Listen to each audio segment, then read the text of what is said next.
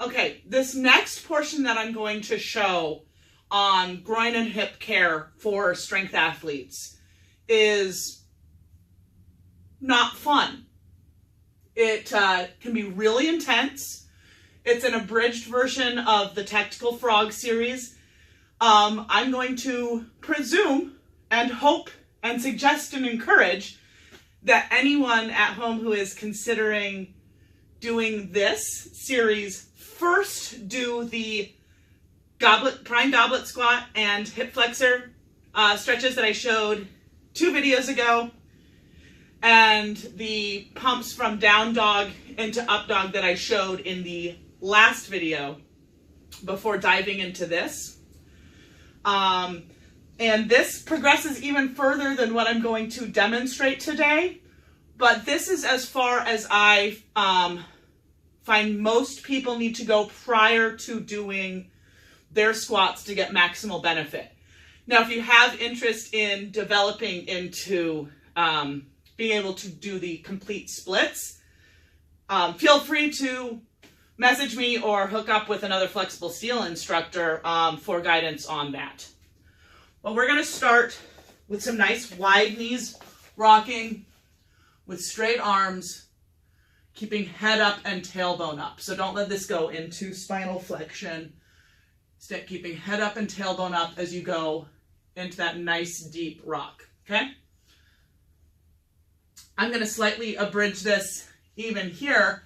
I would say take as many reps of this rock as you find helpful and beneficial to your body. You could do 1 for every year of your age. You could kind of stick with somewhere around 20-ish. You could do, really kind of pay attention to your body. You could do it till you feel like you've reached the point of diminishing returns. But really just pay some attention to how the inner thighs are really stretching and opening up. Then after a while, you're going to come onto your elbows. If you can, open your knees even a little bit more. And keep rocking, keep that movement going. Again, nice long spine. And what we're going to do next is a movement that I've heard called can openers. You might have heard another name for them. You might have never seen them before at all.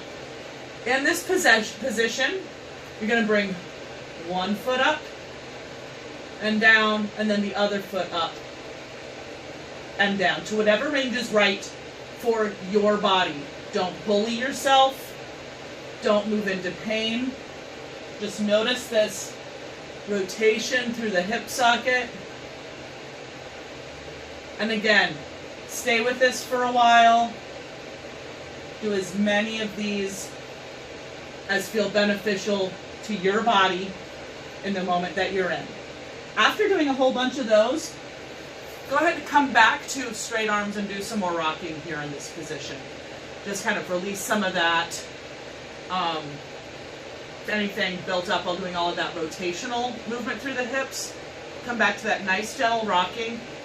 If any of you have had kids, you've probably noticed that part of their developmental stages, we naturally do a lot of rocks. So let your body just kind of come home to itself. Then after you've done that, what we're going to do is come back to your elbows. You're going to kickstand one foot out, and you're going to rock here. Again, nice long spine. Active foot.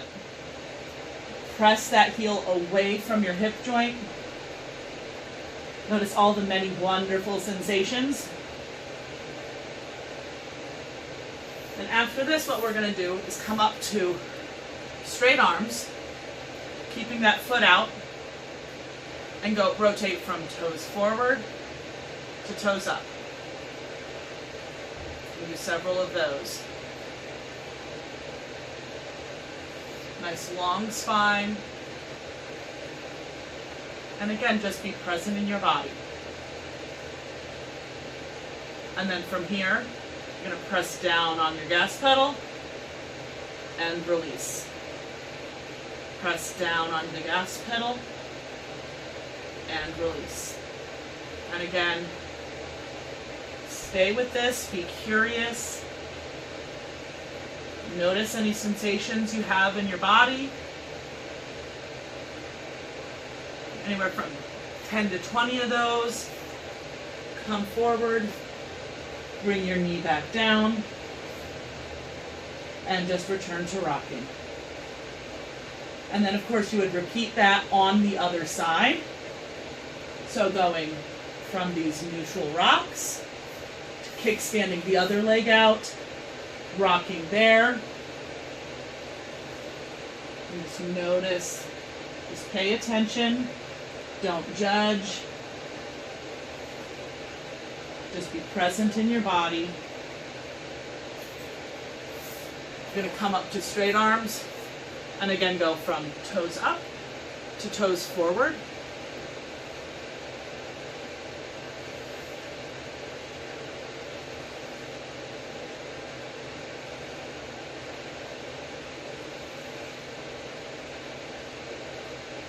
And don't forget to breathe. Notice if there are any asymmetries in how this feels versus the first side. Then of course press down on the gas pedal and release.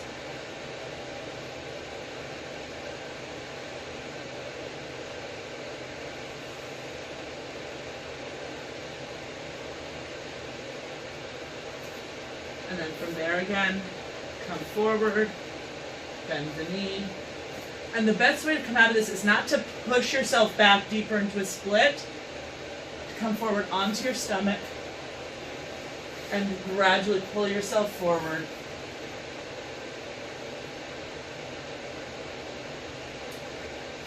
And then come up.